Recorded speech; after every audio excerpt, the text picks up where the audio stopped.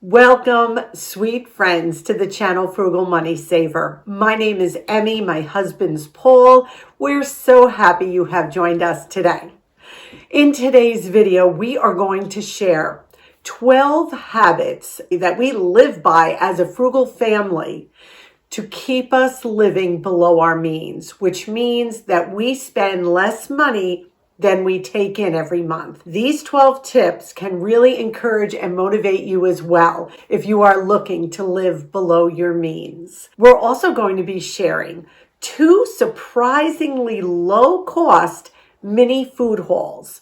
We are on a no-spend, low-spend January here in our home, and I know so many more of you out there are doing this challenge with us. But I continue to tell you that food is a necessity. So if you see a really good price on food, stock up. Also going to share a really surprisingly good recipe.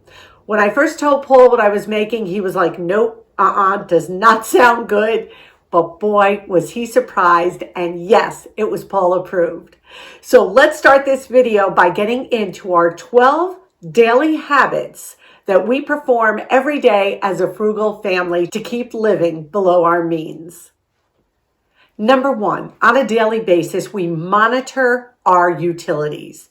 We watch and make sure our heat is not too high, not too low. We don't waste water. We turn it off when we're not using it, like if we're brushing our teeth. We leave a room. We make sure the TV is off. The lights are off. So pay attention to your utilities. Those rooms with the lights blazing all day and no one's in the room, those costs add up. So be aware, monitor, and turn things off if you're not using them.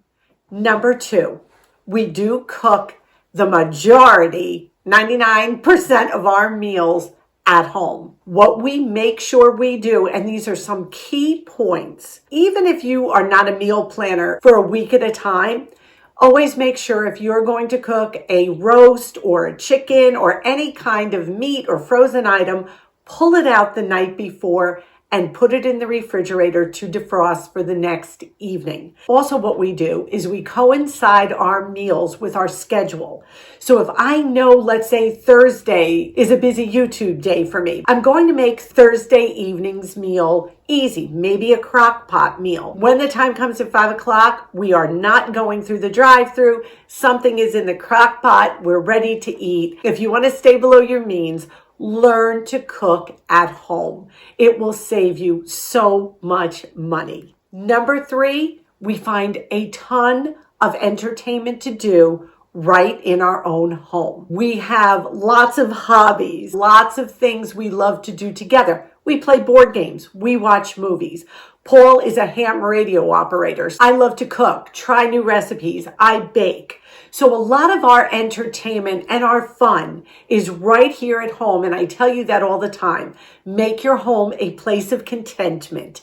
Make your home a place where you want to be. And it will really help you to live below your means. Number 4, along those lines, we don't shop for entertainment. We don't say, oh, wow, we're bored. Let's hop on Amazon and just shop. That is something that I know a lot of people do when they're bored. Shopping online tends to be a big money waster, especially when they are non-essential items. So before you put that item in your cart and check out, make sure you think, do I really need this? How long will I use this item for? Will it really give me the pleasure that I think this item will? If you really stop, ask yourself those questions, even leave the item in the cart for 24 hours and come back to it the next day. See if you still want it. Shopping as a hobby can really cost you a lot of money. Number 5, we don't upgrade things that don't need upgrading. I don't need granite countertops just because granite countertops are the thing.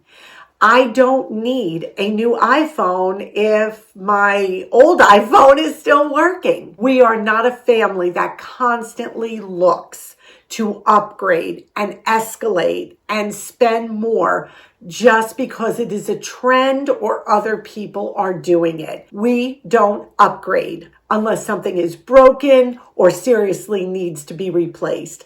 And that keeps us living below our means. Number 6, I only wash clothes in cold tap water. Check your washing machine. See if you have a cold tap setting on your washing machine, because a cold setting allows a little bit of hot water in. Cold tap is just the cold tap. It only allows cold water in.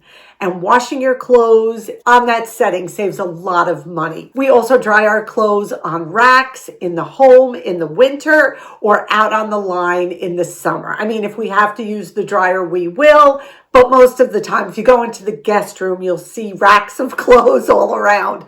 It's a great way to save money. We only do a load of wash if the wash load is full. We don't just throw 3 garments in and run a load of wash. We also only use about a quarter of the amount of laundry soap that most manufacturers will tell you to use, and our clothes come out clean, bright, and smelling great. Number 7, along those lines, we do wear play clothes in the home if we are not going out. We are not going to use our best clothes just running around the house doing chores.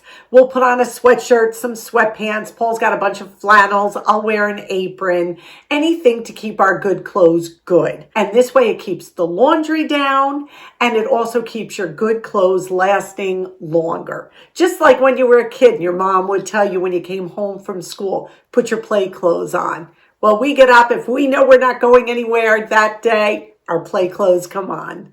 Number 8, we have a cleaning routine every day. And I don't mean we deep clean the house every day. That's not it. But an orderly home, a clean home, a picked up home causes less chaos. It is calming. It also helps you to focus on the tasks you're working on.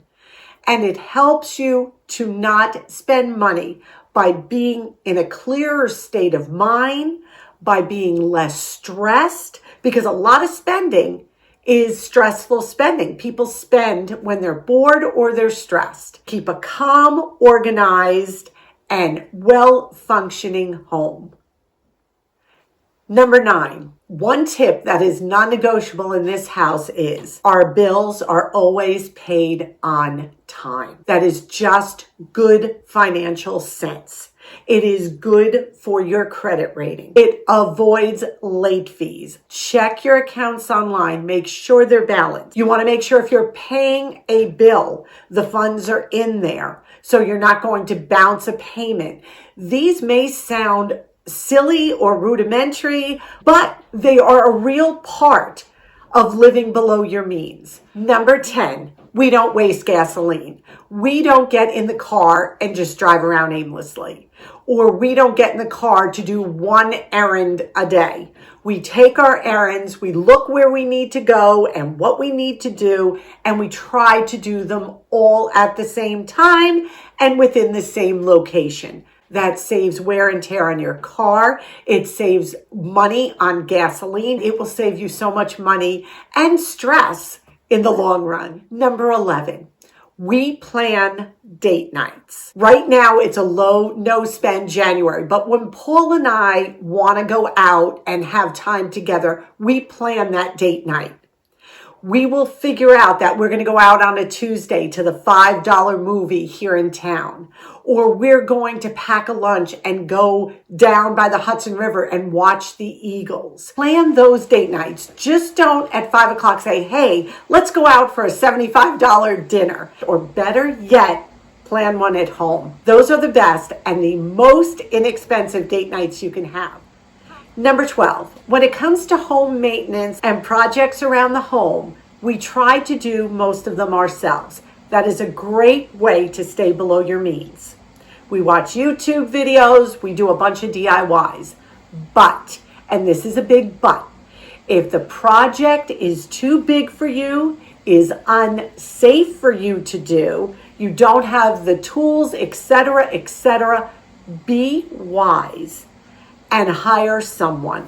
Shop around, get the best prices, of course, But you don't want to enter a DIY project that is going to cost you thousands of dollars more because maybe you did something wrong and made the situation worse. Use wisdom, use caution. And of course, I'm going to say it again, don't ever do something that is dangerous. Hire a professional. What we are capable of doing, we do, and we know our boundaries, we know our limits. And instead of it costing us more money in bigger repairs, we hire a licensed and registered contractor to come in and do the job for us. So we hope these 12 daily tips that we practice every day can also be applied in your life. Living below our means right now is so important. So many things are going on right now. So we want to make sure that we have that emergency fund that is so crucial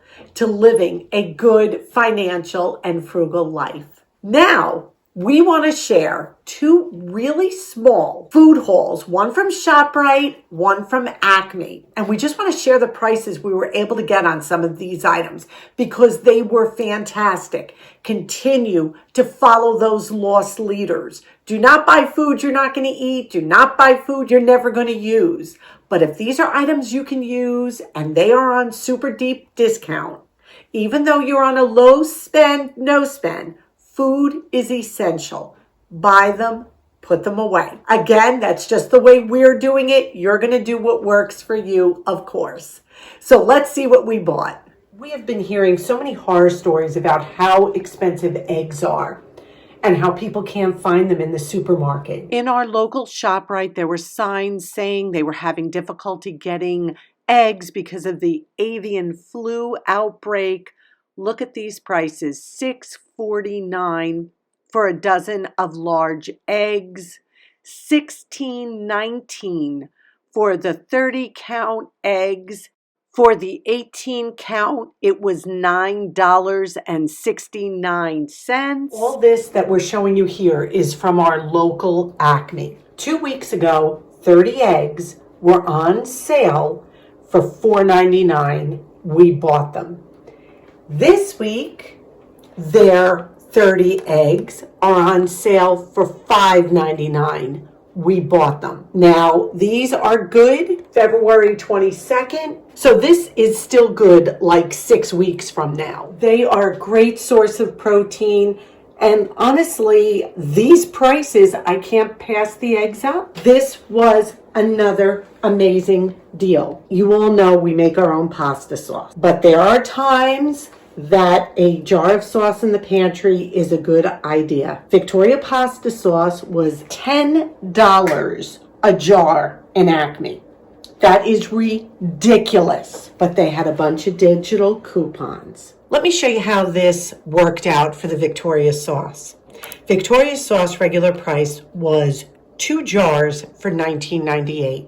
That is absolutely ridiculous. That's crazy. Well, they were on sale. You got $4 off each jar. So this is 2 jars, you got $8 off. Then they had digital coupons off of each one. 2 jars here, $4 came off. So a total of $16 came off the original price. 2 jars cost me $3.98. So we bought 2 more, $3.98. Then we went back and we bought 4 more jars. I'm only showing you the one receipt here, but the other receipt was exactly the same for the other 4 jars. So for 8 jars, it came to less than $2 a jar. What we love about this sauce, whole tomatoes in juice, onions, olive oil, sea salt, garlic, basil, spices. No preservatives, no water, no paste. This sauce, if you have never tasted it, is amazing. This is a 24-ounce jar. The next deal we got was on ground beef, the 80-20%. I picked the largest package. It's 7.5 pounds. It was $5.09 a pound with the digital coupon. It came to $2.99 a pound. Instead of paying $37.97, we paid $22.80 Paul is going to food saver this into packages of 8 ounces each. So keep an eye even through low spend, no spend January on those deep discounted food prices. This is a small haul we picked up at ShopRite.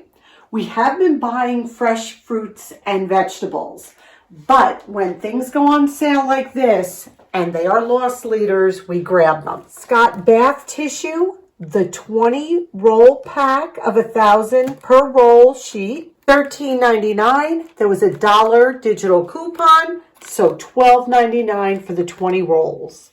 ShopRite organic frozen vegetables, 12-ounce packages were 5 for $6. That's less than $1.25 a pack. So we got 2 of the broccoli, 1 of the corn, and 2 of the mixed vegetables. For organic veggies, that is an amazing price. Then ShopRite also had their sweet Italian sausage on sale, $2.99 a pound. Paul takes 2 at a time and he freezes those with our food saver. This will make quite a few meals right here for the $8.49 price tag. ShopRite's also having their can sale. We do not eat a lot of canned vegetables. We don't prefer them. We either do fresh or we do frozen. Something like this, which are the cans of beets, and they have no salt added. They're 15 ounces. Hey, remember when cans were a pound? No more. And the other thing we bought 3 cans of were the sweet cream style corn. So 3 for $2 on the canned goods. And these again are just stock up items that are super low prices that we put away. This way we don't ever have to pay full price. Keep an eye on those loss leader prices. They can save you so much and keep you living below your means. Now we are going to get into the kitchen. I am so excited to share this recipe with you. I have never made this, or if I did, it was 100 years ago and I don't remember. When I first told Paul I was making this, he was so not enthusiastic. Why? Because it's a Crockpot meatloaf. And Paul was sure the only way you could make a meatloaf was in the oven. But I proved him wrong. Let's get into the kitchen. We have a very busy day today. And I looked up a recipe for Crockpot meatloaf. I know, sounds weird, but we're going to give it a try. I will link the original recipe down below, but you know I am going to make it our own. I have a pound of ground beef right here, and I'm adding about a little less than 2/3 worth of panko breadcrumbs. These are unseasoned, so I'm going to season them liberally. So we've got a little bit of organic garlic powder. Going to add some of that. Some organic onion powder. Now you can add diced onions into this, absolutely. Some freshly ground peppercorn, and even a little bit of pink Himalayan sea salt. And we're also going to add 2 eggs. These eggs are going to be our binding ingredients while the meatloaf is in the crock pot. Now I'm going to use the 2 best kitchen tools I have, and that's my hands, to mix this all together. I am going to add a little bit of ketchup, just a little bit, and a little bit of mustard. Perfect. I'm going to mix this all in too. Now we're going to show you the tool you're going to make getting this crock-pot meatloaf out of the crock pot easy when it's done. So what I did is I just took some foil strips, one vertically, one horizontally. We folded the foil several times to give it some thickness and strength. And this way, when the meatloaf's done, you can lift it out easily. Now, all we're going to do is leave this just like this, and we're going to cover it and cook it on low. Depends on your crock pot, 3 to 4 hours. But we want the internal temperature to be 160 degrees. I'm going to set the crock pot to low, cover it, and we'll see you in a little while. I just checked our meatloaf. It cooked for 3.5 hours on low, and I've got 170 something internal temperature, so it's definitely done. So now we're going to make a glaze to put on this meatloaf. I've got a 1/4 cup of ketchup, 2 tablespoons of brown sugar, about a teaspoon of Dijon mustard or any kind of good mustard, and then this sauce. See the name of that? Paul, how do you say this? That's Worcestershire sauce. Okay, so we're going to put a little of that in. And then I'm just going to mix this all together.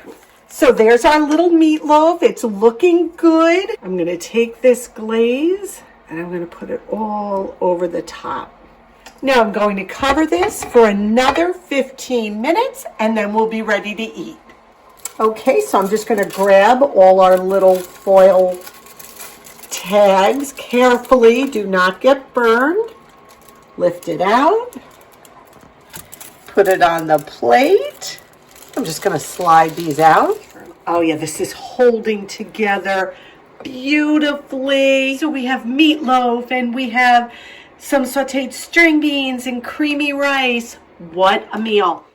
One of the best recipes we have made in months. We were absolutely shocked how good it was. Definitely try this one. It was really good. So we thank you so much for sharing this time with us.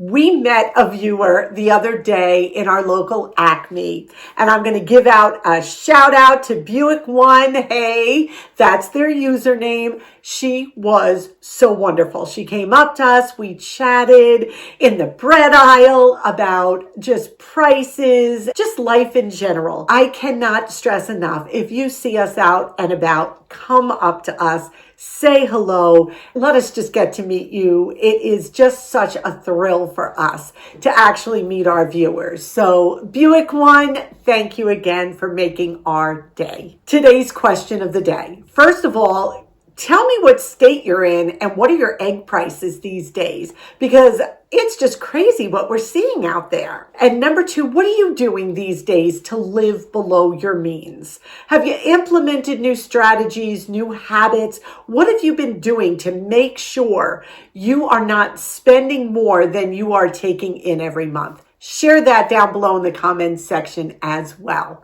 It will not only encourage us, but our viewers as well.